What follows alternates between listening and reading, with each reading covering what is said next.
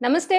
Welcome to our channel. Senior journalist Damu Balaji గారు ఉన్నారు. వారితో మాట్లాడదాం. సార్ నమస్తే సార్. నమస్తే. ఈ ఈ కార్ కేస్ ఇష్యూగా కేటీఆర్ మీద కేసు జరిగింది. కేసు పెట్టారు కదా సార్. సో నిన్న హైకోర్టులో దాని గురించి వాదోపవాదాలు జరిగాయి. అసలు ఏం జరిగింది సార్ నిన్న హైకోర్టులో? ఆ విషయాలు చెప్పండి. నిన్న కేటీఆర్ యాక్చువల్‌గా ఆయన మీద ఈ కార్ రేసింగ్‌లు అక్రమంగా హ్మ్. అంటే ప్రొసీజర్‌ని ఫాలో కాలేదు. ప్రొసీజర్ ల్యాప్సెస్ జరిగాయి అని చెప్పి కేసు పెట్టారు. అవును సార్. అంటే ఈయన మున్సిపల్ శాఖ మంత్రిగా ఉన్నప్పుడు ఈ కార్ రేసింగ్ అనేది జరిగింది. హ్మ్. ఈ కార్ రేసింగ్ అంటే ఎలక్ట్రిక్ కార్ అనమాట. అంతకుముందు రెగ్యులర్ ఎనర్జీ వాడి హ్మ్.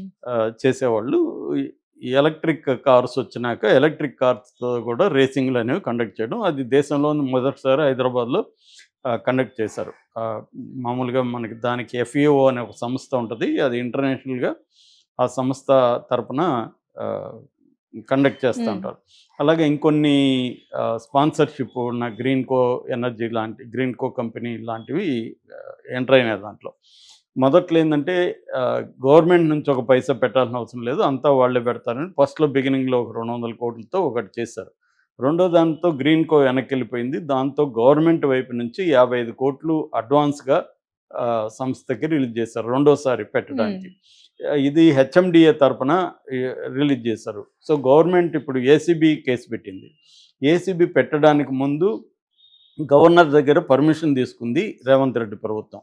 అంటే మామూలుగా ముఖ్యమంత్రి గానీ, మంత్రులు గానీ అవినీతికి పాల్పడినప్పుడు ఆహ్, ప్రివెన్షన్ ఆఫ్ కరప్షన్ యాక్ట్ అందులో 17A అనేది ఒక అమెండ్మెంట్. ఆ అమెండ్మెంట్ ప్రకారం గవర్నర్ పర్మిషన్ లేకుండా అరెస్ట్ చేయకూడదు. మనకి చంద్రబాబు కేసులో కూడా ఇదే పాయింట్ మీద ఆయన సుప్రీంకోర్టు వరకెళ్లారు. హ్మ్. బెయిల్ అడగలేదు చంద్రబాబు. టెక్నికల్‌గా తన అరెస్ట్‌కి గవర్నర్ హ్మ్. పర్మిషన్ తీసుకోలేదనే యాస్పెక్ట్ మీదనే వెళ్లారు. హ్మ్. వీళ్ళేమో అవసరం లేదని వీళ్ళు ఇది చేశారు. ఇప్పటివరకు సుప్రీంకోర్టు దాని విషయమై తీర్పు చెప్పలేదు. అయితే రేవంత్ రెడ్డి ప్రభుత్వం ఎందుకన్నా మంచిది ఆ పాయింట్ మీద మళ్ళీ రేపు కేటీఆర్ కోర్టుకెళ్తాడు హ్మ్. అని చెప్పి ఆ అనుభవం నుంచి రేవంత్ రెడ్డి ప్రభుత్వం నేర్చుకొని గవర్నర్ దగ్గర ముందస్తు పర్మిషన్ కోసం అప్లై చేశారు. గవర్నర్ కూడా ఆహ్, జిష్ణుదేవ్ వర్మ ఆయన కొంత ఒక 1 మంత్ టైం తీసుకొని లీగల్ ఒపీనియన్ తీసుకొని సో పర్మిషన్ ఇచ్చేశారు. దాని తర్వాత ఆహ్, చీఫ్ సెక్రటరీ సీఎస్ శాంతకుమారి ఆహ్, గవర్నర్ పర్మిషన్ వచ్చిన తర్వాత శాంతకుమారి ఏసీబీకి లెటర్ రాశారు. మీరు ఇన్వాల్వ్ అవ్వండి కేసుని టేకప్ చేయండి అని. సో ఏసీబీ రంగంలోకి దిగింది. రంగంలోకి దిగి కేసీఆర్‌ని అరెస్ట్ చేయాలని నోటీసులు ఇష్యూ చేసింది. ఫస్ట్ ఏమో కేటీఆర్ అసలు నేను అరెస్ట్‌కి సిద్ధము. నేను జైల్లో పోయి యోగా చేసుకుంటాను. నన్ను అరెస్ట్ చేసుకోండి. ఇవన్నీ మాట్లాడాడు.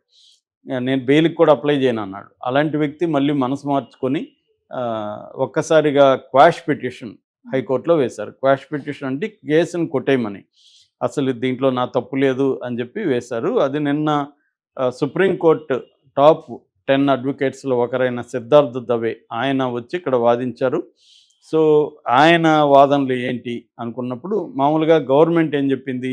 ప్రొసీజరల్ ల్యాప్సెస్ అంటే హెచ్ఎండిఏ తరపున 10,00,00,000 కంటే ఎక్కువ అమౌంట్ ఇవ్వాలంటే అది సంబంధిత శాఖ పర్మిషన్ తీసుకోవాలి. వీళ్ళు తీసుకోలేదు. రెండవది ఆహ్, ఎలక్షన్ కోడ్ ఉన్నప్పుడు ఫండ్స్ రిలీజ్ చేయకూడదు. మూడవది ఫారిన్ ఫండ్ ఫారిన్ కరెన్సీలు పౌండ్స్‌లో హ్మ్. వీళ్ళు పే చేశారు. పౌండ్స్‌లో చేస్తున్నప్పుడు సెంట్రల్ గవర్నమెంట్ పర్మిషన్ తీసుకోవాలి. అవేమీ తీసుకోలేదు. ఇలాంటివి చేశారు. అట్లాగే అరవింద్ కుమార్ అప్పుడు హెచ్ఎండిఏకి చైర్మన్‌గా ఉన్న ఈ అరవింద్ కుమార్ డైరెక్టర్ ఆయన. ఆయన ఆయనేం చెప్పారంటే కేటీఆర్ చెప్తేనే నేను దీన్ని చేశానని చెప్పారు. కేటీఆర్ కూడా అరవింద్ కుమార్‌దేం లేదు. నేను పెట్టమంటే ఆయన ఫైల్ పెట్టాడని ఆయన కూడా చెప్పాడు.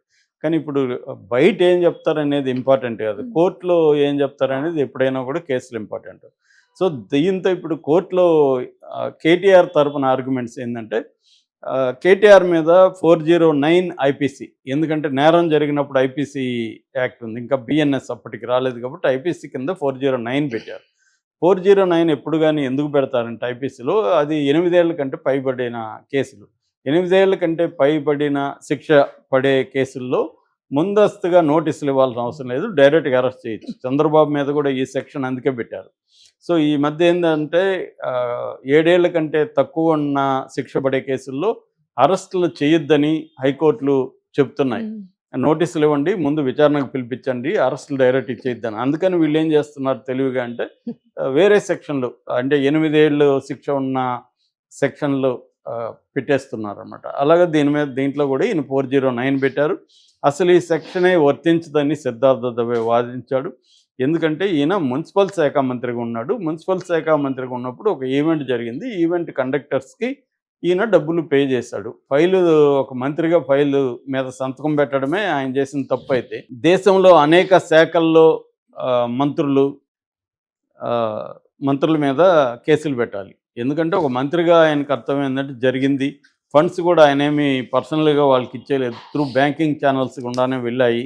సో అది ఒక వాదన. రెండవది ఐపీసీ 13(1)(a) ఉన్నాయి, అది కూడా ఈయనకి వర్తించదు అనేది ఈయన వాదించారు. అట్లాగే ఇంకొక పాయింట్ కూడా ఈయన లేవదీసింది ఏంటంటే, ఈయన ఇచ్చాడనేమో డబ్బులు ఈయన మీద కేసు పెట్టారు, తీసుకున్న వాళ్ళ పేరు కూడా రాయలేదు.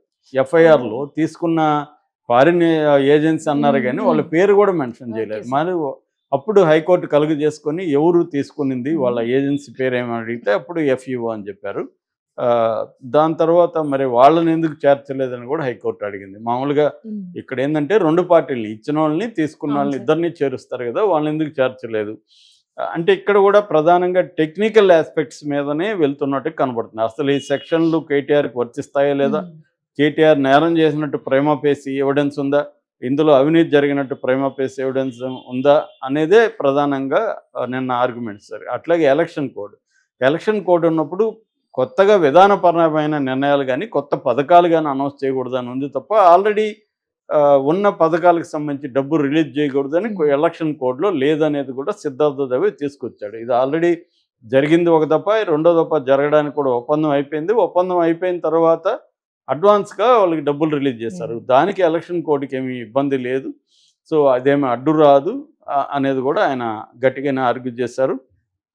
సో ఈ ఛానల్స్ ద్వారా వెళ్ళడం, ఈయనకి డబ్బులు ముట్టిందని కూడా వాళ్ళు ప్రైమా ఫేసిలో ఎఫ్ఐఆర్లో కానీ ఎక్కడ రాయలేదు కేటీఆర్కి డబ్బులు ముట్టిందని.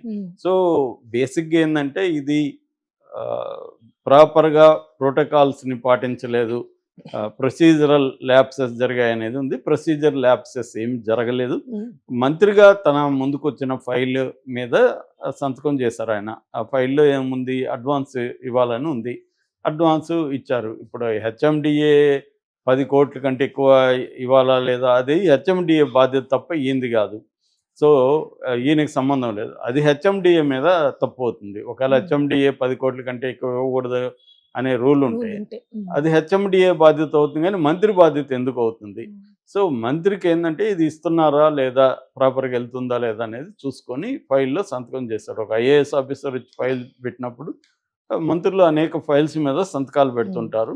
సో ఏదైనా తప్పు ఉంటే మంత్రి ఏమన్నా ఆదేశించుండి ఐఏఎస్ ఆఫీసర్ తను వద్దని ఏమన్నా రాసి ఉంటే, ఇప్పుడు అరవింద్ కుమార్ ఇది ఇలా ఇవ్వడం కరెక్ట్ కదా అని రాసి ఉంటే ఫైల్లో, అప్పుడు ఈయన సంతకం పెడితే ఈ తప్పు అవుతుంది, కానీ అదేమీ లేదు. సో అనేది వీళ్ళు ఆర్గ్యూ చేశారు. సో ఇప్పుడు ఇరువర్గ ఏసీబీ తరఫున కౌంటర్ ఏమని కూడా అడిగారు, ఏసీబీ తరఫున కూడా కౌంటర్ వేశారు. మరి ఇప్పుడు దీని మీద క్వాష్ పిటిషన్ మీద ఏం జరుగుతుందనేది చూడాలి. అంటే క్వాష్ పిటిషన్ ఓకే చేసి కేసును కొట్టేస్తారా, ఈయనకి ప్రైమా ఫేసి ఎవిడెన్స్ లేదు కేటీఆర్ మీద అని కొట్టేస్తే అప్పుడు ఏసీబీ కూడా సుప్రీంకోర్టుకు కూడా వెళ్ళే అవకాశం ఉంది. ఒకవేళ కొట్టకపోతే సిద్ధార్థ దవే తరఫున మళ్ళీ వీళ్ళు కేటీఆర్ కూడా సుప్రీంకోర్టుకి వెళ్ళే అవకాశం ఉంది.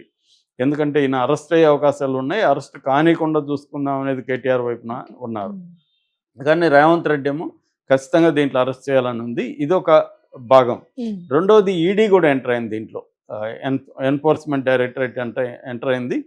అంటే ఇక్కడ ఏంటంటే మనం పొలిటికల్గా చూసినప్పుడు రేవంత్ రెడ్డికి మోడీకి కామన్ ఎనిమి ఎవరు, బీఆర్ఎస్. తెలంగాణలో బీఆర్ఎస్ని బలహీనపరిస్తే ఆ ప్లేస్లోకి తాము రావాలని బీజేపీ కూడా భావిస్తుంటుంది. అందుకనే ఆల్రెడీ బీజేపీ బీఆర్ఎస్ కొంత బలహీనపడింది. ఎమ్మెల్యే ఎన్నికల కంటే కూడా ఎంపీ ఎన్నికల్లో ఇంకా బలహీనం కనిపిస్తుంది. కేసీఆర్ దాదాపు 1 year రాకపోవడం, ఒక ప్రాంతీయ పార్టీ నాయకుడు ఆయన, ఆ పార్టీకి సుప్రీం లీడరు, ఆయన బయటికి రాకుండా 1 year అయిపోయింది. సో దాన్ని బట్టే వాళ్ళు బలహీనంగా ఉన్నారు అనేది అర్థమవుతుంది. సో దీన్ని తొక్కేయాలని సెంట్రల్ కూడా గవర్నమెంట్ కూడా ఎంటర్ అయింది. ఎందుకంటే ఏసీబీ కంటే కూడా ఈడీ పెట్టిన కేసుల్లో బెయిల్ త్వరగా రావు. ఎందుకంటే పిఎంఎల్ఏ చట్టం ఉంటుంది, ప్రివెన్షన్ ఆఫ్ మనీ లాండరింగ్. అందుకని ఈడీ కూడా నోటీసులు ఇచ్చింది. ఈయన క్వాష్కి వెళ్ళింది ఏంటంటే ఇది కానీ జరిగితే ఈడీ కూడా కేసే లేనప్పుడు ఈడీ